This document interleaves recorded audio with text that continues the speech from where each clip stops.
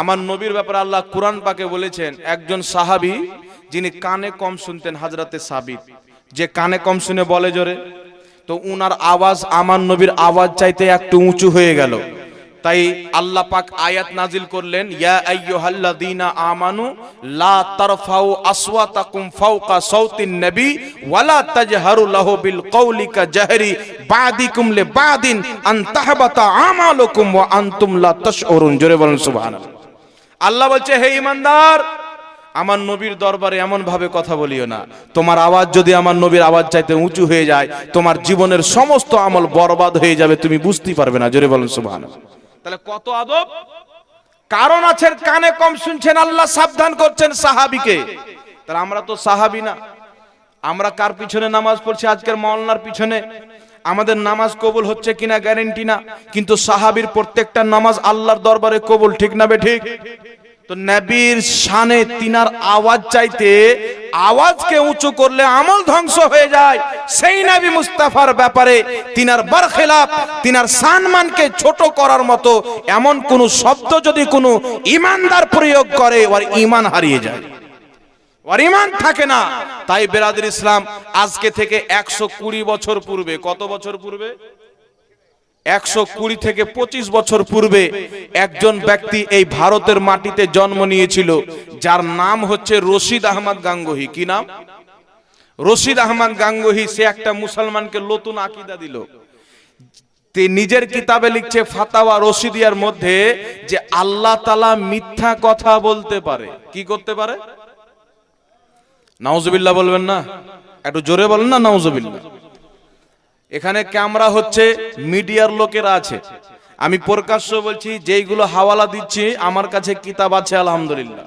রশিদ আহমদ গাঙ্গুহি ইনিকে, যিনি তাবলিগি জামাত কায়েম করেছেন মাওলানা ইলিয়াস কান্ধেওয়ালি,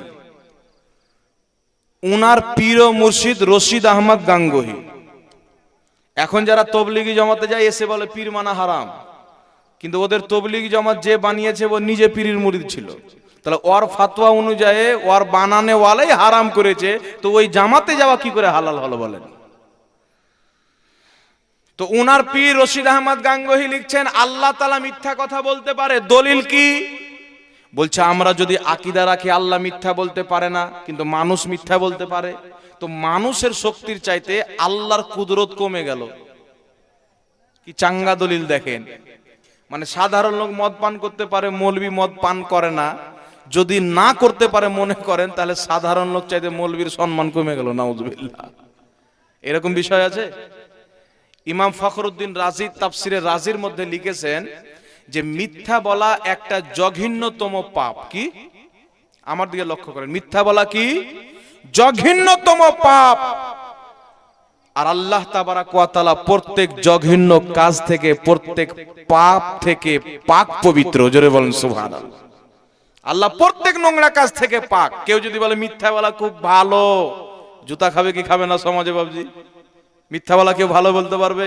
মৌলবি রোজ রোজ ফতোয়া দিচ্ছে স্টেজে, মিথ্যা বলিও না, জঘন্যতম পাপ, মিথ্যা বলা যাবে না, মিথ্যুকদের প্রতি আল্লাহর লানত। আল্লাহ বলছেন লানাতুল্লাহি আলাল কাযিবিন, মিথ্যুকদের প্রতি আল্লাহর লানত। আর ওই মৌলবি বলছে আল্লাহ মিথ্যা কথা বলতে পারে। নাউজুবিল্লাহ বলেন। তো আল্লাহ বলছে মিথ্যুকদের প্রতি আল্লাহর লানত, তো যারা আকীদা বানিয়ে নিয়েছে আল্লাহ মিথ্যা বলতে পারে, আল্লাহর উপরে লানত পাঠাচ্ছে কিনা? ওর কথা অনুযায়ী নাউজুবিল্লাহ বলেন, আস্তাগফিরুল্লাহ বলেন, তওবা করেন, আস্তাগফিরুল্লাহ রাব্বি মিন কুল্লি যানবি ওয়া আতুবু ইলাইহি। এ রশিদ আহমদ গাঙ্গুহি কে?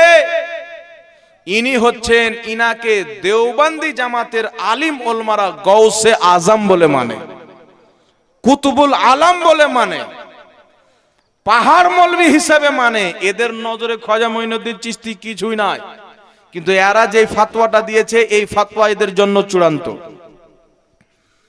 আল্লাহর গুস্তাখি করেছে কি করেনি? আর একটি কিতাবের নাম হচ্ছে তাহজিরুন নাস। একটু ধ্যান দিয়ে শুনবেন বাবজি। সালাম কিয়াম কেউ যদি করে নেকি আছে। কি আছে? নেকি আছে।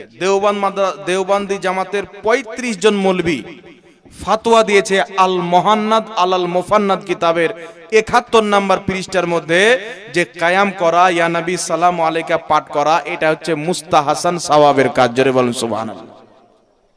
সওয়াবের কাজ করলে নেকি, না করলে গুনাহ নাই, একই বলা হয় মুস্তাহাসান। একই কি বলে? মুস্তাহাসান। কিন্তু কিছু জিনিস আছে বাবজি যেটা মুহাব্বতের হয়, করলে নেকি না করলে গুনাহ নাই, কিন্তু রাসূলুল্লাহর সঙ্গে যদি মুহাব্বতের জুড়ি থাকে, মুহাব্বতের কানেকশন থাকে, তো আপনি না করলে থাকতে পারবেন না, না করলে থাকতে পারবেন না। কারণ আপনার মুহাব্বত বলবে নবীর জন্য দাঁড়াতে, আর দাঁড়ানো কোন কথা, গর্দান লাগলে তো দিয়ে দেবো। জোরে বলেন না সুবহানাল্লাহ। এটা হচ্ছে ঈমানের তাকাজা। তো কারা বলেছেন? দেওবন্দ মাদ্রাসার ৩৫ জন, তার মধ্যে একজন বিখ্যাত আশরাফ আলী থানভী, যাকে দেওবন্দি জামাতের আলিমরা মুজাদ্দিদ মানে। কি মানে? মুজাদ্দিদ মানে। তো তিনাদের ৩৫ জন মৌলবী বলছে কায়াম করা সওয়াবের কাজ, নেকির কাজ, আর এখনকার মৌলবী বলছে হারাম কাজ। তাহলে আপনারা আমাকে বলেন তো বাবজি, হারাম কাজ কারা করেছে? তাহলে কায়াম করলে যদি জাহান্নামে যেতে হয়, তো আগে তো আরই জাহান্নামী হচ্ছে, কারণ ওদেরই মৌলবী জায়েজ লিখেছে। তো কোরআন হাদিস তো থাক, নিজের বই পর্যন্ত এরা পড়তে জানে না, নিজের বাপ দাদার ধর্ম থেকে এরা হটে গেছে, নিজের শরীয়ত তৈরি করে। আর এদের কারণে আমার নবী বলেছেন কিয়ামতের পূর্বে ইলম উঠিয়ে নেওয়া হবে। মৌলবী প্রচুর থাকবে, ওর স্ট্যাটাস দেখে, ওর ভাষণ শুনে মনে হবে যে কত বড় আল্লামা, কিন্তু ফাতোয়া দিচ্ছে তো মনে হচ্ছে একবারে জাহিল। বলছে কাফিরকে কাফির বলা যাবে না, আপনার বাড়ির পাশে যদি কোনো অমুসলিম গায়ের মুসলিম থাকে ওকে জাহান্নামী বলা যাবে না, হতে পারে মরার আগে মুসলমান হয়ে যাবে। তো তোমার স্ত্রীকে স্ত্রী বলে না, হতে পারে তোমার পড়োশীর সাথে পালিয়ে যেতে পারে। পারে কি পারে না? সম্ভব কি সম্ভব না? তো এগুলো হচ্ছে জাহিলদের কথা, যেটা যতদিন আছে ততদিন তাকে সে বলতে হবে। আমি মুসলমান আছি, এখন আমাকে আপনারা মুসলমান মানছেন, নাউজুবিল্লাহি মিন জালিক। কোন মুসলমান যদি অমুসলিম হয়ে যায়, তারপর আগে আমরা মুসলমান বলবো, তো সব গালি দিবে, সব গালি দিবে, কলঙ্ক বলবো আকে। তাই বিরাদর ইসলাম, কাফিরকে কাফির বলা, মুসলমানকে মুসলমান বলা, এটা হচ্ছে ঈমানের একটি অন্যতম অংশ, ঈমানদারের পরিচয়, জরুরিয়াতে দিনের মধ্যে। এটাকে যে বিশ্বাস করবে না, ও মুসলমানই হতে পারে না। আর কাফির কখন হয়? কোন ব্যক্তি বলবে হয়তো ভুল করে লিখে দিয়েছেন। দেখেন, ভুল করে যদি আপনি কোনো জিনিস পান করলেন, হারাম জিনিস, আল্লাহর দরবারে তওবা করলে ক্ষমা হয়ে যেতে পারে কি পারে না? কিন্তু তওবা আছে না নাই আপনি বলেন? আপনি ভুল করে শরাব পান করে নিলেন, মনে করলেন যে আমি স্প্রাইট খাচ্ছি বা মাজা খাচ্ছি, জানেন না যে শরাব আছে, আপনি পান করে নিলেন, কিন্তু পান করার পরে বুঝতে পারছেন যে শরাব আছে। যখন জানতে পারলেন, তো আপনার উপরে তওবা আছে না নাই আপনি বলেন? ভুল বলতে হবে কি হবে না? তো যেই মৌলবী লিখেছে যে আল্লাহ মিথ্যা কথা বলতে পারে, তাকে 10 থেকে 12 বছর বুঝানো হয়েছে, বলছে আমি ঠিক লিখেছি, এটাই সঠিক আকীদা। তখন আলা হযরত রাহমাতুল্লাহ আলাইহি আরব শরীফে ওর এইগুলো আকীদা নিয়ে গেলেন। তো আরবের 33 জন উলামা ফতোয়া দিলেন যে যেই বলবে যে আল্লাহ মিথ্যা কথা বলতে পারে, ও মুসলমান না, ও কাফির। যেই বলুক সে, যেই দেশের হোক, যেই দলের হোক, যেখানকার হোক, আকীদা যদি হয় আল্লাহ মিথ্যা বলতে পারে, সে কাফির। আজকে প্রত্যেক দেওবন্দি মৌলবীর আকীদা আল্লাহ মিথ্যা বলতে পারে। আপনি জিজ্ঞাসা করে নিয়েন, আমি যদি মিথ্যা কথা বলি তো, আর সে যদি বলে যে না আল্লাহ মিথ্যা বলতে পারে না, তাহলে তুমি রশিদ আহমদ গাঙ্গুহিকে মুসলমান মানো না কাফির মানো? বলো, কি মানো তুমি? আর তুমি যদি যে লিখেছে আল্লাহ মিথ্যা কথা বলতে পারে তাকে মুসলমান মনে করো, আল্লাহর ওলি মনে করো, গৌসে আজম মনে করো, হক্কানি আলিম মনে করো, তাহলে তুমিও তো ওয়ারি দরজাতে পড়লে না। তুমি কোথায় ভালো হলে? কেউ যদি শয়তানকে ভালো মনে করে, বিখ্যাত আলিম মনে করে, ইমানদার মনে করে, তো ওই তো শয়তান হবে নাকি বলেন?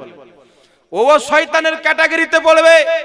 তাই বিরাদর ইসলাম শুনেন, নবী পাক সাহিবে লাউলাক সাল্লাল্লাহু তাআলা আলাইহি ওয়াসাল্লামের সম্মান বয়ান করেছেন, ভারত উপমহাদেশের মাটিতে প্রচার করেছেন। নবীর ইশক, নবীর মোহাব্বত, নবীর সম্মান প্রচারকের নাম হচ্ছে বারেলির সরতাজ আলা হযরত। জোরে বলুন সুবহানাল্লাহ। বারেলির সরতাজ আলা হযরত। তাই আমরা পৃথিবীবাসীকে এটা বুঝিয়ে আসছি, যুগ যুগ থেকে আমাদের উলামায়ে কেরাম বলেন যে আশরাফ আলী থানভী নবীর জ্ঞানকে পশু পাখির জ্ঞানের সমতুল্য বলেছে, পাগল ছাগলের জ্ঞানের সমতুল্য বলেছে, জীবজন্তুর জ্ঞানের সমতুল্য বলেছে। সে বলেছে নবী যতটুক ইলমে গায়েব জানে অতটুক প্রত্যেক পশু জীব জন্তু পাগল বাচ্চাও জানে। বলো নাউজুবিল্লাহ। তাহলে এই ধরনের ব্যক্তির উপরে কুফর লাজিম আসবে কি আসবে না বাবজি? তাই আরবের 33 জন ওলামায়ে কেরাম কুফরের ফতোয়া দিয়েছিলেন। তো আমরা মানুষকে বুঝেছি আশরাফ আলী থানভী